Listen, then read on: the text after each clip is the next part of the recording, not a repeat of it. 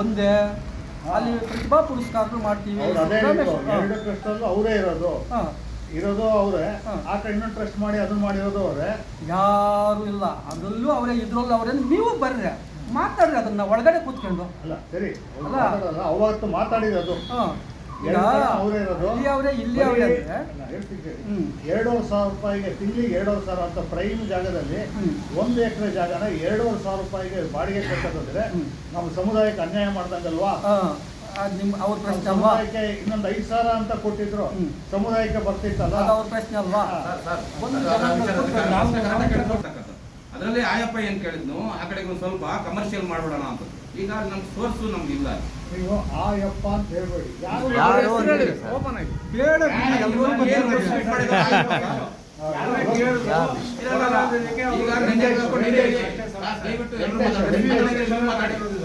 ಈಗ ಸರ್ ಅವ್ರ ಹಿಂದೆ ಒಬ್ಬ ವ್ಯಕ್ತಿ ಇರ್ತಾನೆ ಸರ್. ಈಗ ವೆಂಕಟೇಶ್ ಕುಮಾರ್ ಅಂತ ಯಾರೋ ಒಬ್ಬನು ಅಲ್ಲಿ ಮಾಡಿದಾನೆ ಮನೆ. ವೆಂಕಟೇಶ್ ಕುಮಾರ್ ಅಂತ, ಇದು ವೆಂಕಟೇಶ್, ವೆಂಕಟೇಶ್ ಕುಮಾರ್ ಅಂತ ಆತ್ನು ಆಕ್ಟಾಗಿ ಮಾಡಿಲ್ಲ. ಅದನ್ನ ಆತನಿಗೆ ಯಾರೋ ಹೇಳ್ಕೊಟ್ಟು ಆ ಕೆಲಸ ಮಾಡಿಸಿದ್ರೆ ಇಲ್ಲಿ ಸಮಾಜದಲ್ಲಿ ಬಂದು ದುಡಿಯಕ್ಕೆ ಯೋಗ್ಯತೆ ಇಲ್ಲ. ಇವತ್ತು ಕೇಳಿ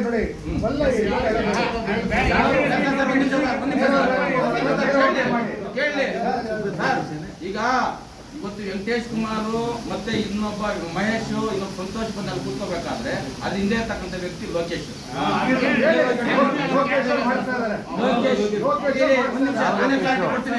ನೀವು ಮಾತಾಡಿಲ್ಲ, ನಾನು ಮಾತಾಡ್ತೀನಿ. ಲೋಕೇಶ್ ಅವರು ನಮ್ಮ ಸಮಾಜದಿಂದ ಅನುಕೂಲ ಪಡೆದಿದ್ದಾರೆ. ಮೊದಲು ಅವರೇನು ಸಮಾಜಕ್ಕೇನು ಮಾಡಿಲ್ಲ. ಸಮಾಜದಿಂದ ಅವರು ರಾಜಕೀಯವಾಗಿ ಸಮಾಜನ ಬಳಸ್ಕೊಂಡಿದ್ದಾರೆ, ರಾಜಕೀಯವಾಗಿ ಬೆಳೆದಿದ್ದಾರೆ. ಆಯ್ತಾ? ಎಲ್ಲಿ ತಿಂದಿದ್ದೀವೋ, ಎಲ್ಲಿ ಬೆಳೆದಿದ್ದೀವೋ ಅಲ್ಲೇ ಕಾಲುಗಳು ಒದಿತಾ ಇದ್ದಾರೆ.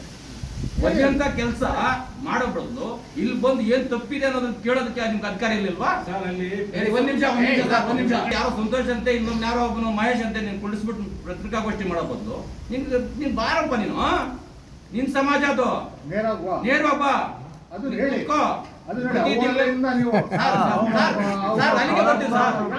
ಅಲ್ಲಿಗೆ ಬರ್ತೀವಿ. ಈಗ ಬರ್ದಲ್ಲೇ ಹೋದ್ರೆ ತಪ್ಪು ಅಂತ ನೀವು ಹೇಳ್ಬೋದು. ನಾನು ಅಲ್ಲಿಗೆ ಬರ್ತೀನಿ.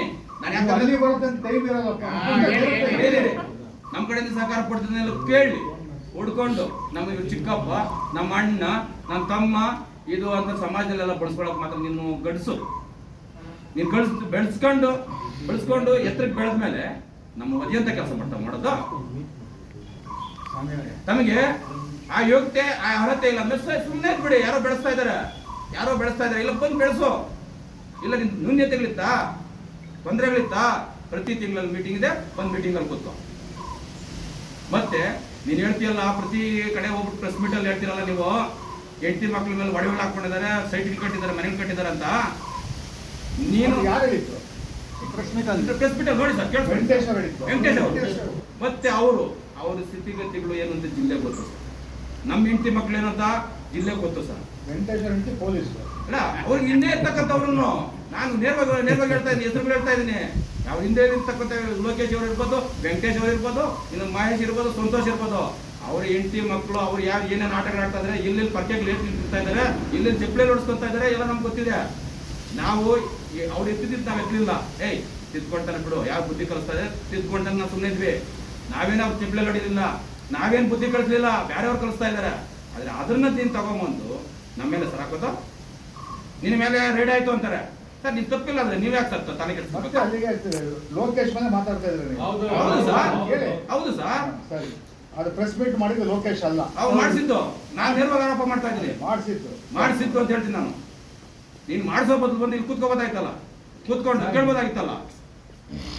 ಈ ತರ ಸಮಾಜಕ್ಕೆ ದ್ರೋಹ ಕೆಲಸ ಮಾಡ್ತಾ ಇದ್ದಾರೆ. ಅವ್ರದ್ದು ಎಷ್ಟೇ ಇರ್ಬೋದು, ನಮ್ಮ ಸಮಾಜಕ್ಕೆ ಮತ್ತೆ ಅವ್ರಿಗೆ ಏನಾದ್ರು ತೊಂದರೆ ಇರ್ಬೋದು, ಮಾತಾಡ್ಲಿ ಮುಕ್ತವಾಗಿ. ಮುತ್ಕೊಂಡು ನನಗೆ ಈ ತೊಂದರೆ ಮಾಡಿದ್ರಪ್ಪ, ನನ್ಗೆ ಈ ತೊಂದರೆ ಮಾಡಬೇಡ್ರಪ್ಪ, ಇಲ್ಲ ನೀವು ಈ ತೊಂದರೆ ಮಾಡ್ತಾ ಇರ್ತಕ್ಕಂಥ ಸರಿ ಇಲ್ಲಪ್ಪ ಹೇಳ್ಬೋದು. ಸಮಾಜನ ಒಡೆಯುವಂಥ ಕೆಲಸ, ಸಮಾಜದಲ್ಲಿ ನೀನು ಈ ಬೆಳೀತಾ ಇರ್ತಕ್ಕಂಥ ಸಮಾಜನ ಹಾಳು ಮಾಡೋಂಥ ಕೆಲಸ ಯಾಕೆ ಮಾಡ್ತಾ ಇದೀಯಾ? ನನ್ನ ಕಾಲೇಜ್ದು ಗೌರ್ಮೆಂಟ್ ಬೇಕು. ಅದಕ್ಕೆ ಏನದಕ್ಕೆ ಟೆಕ್ನಿಕಲ್ ಪ್ರಾಬ್ಲಮ್ ಆಗಿತ್ತಲ್ವಾ, ಅದನ್ನ ಸರಿ ಮಾಡಿಕೊಂಡು ಮತ್ತೆ ಅದನ್ನ ನಾವು ತರಗತಿಗೆ ವ್ಯವಸ್ಥಿತವಾಗಿ ಮಕ್ಕಳಿಗೆ ತೊಂದರೆ ಆಗೋದಿಲ್ಲ.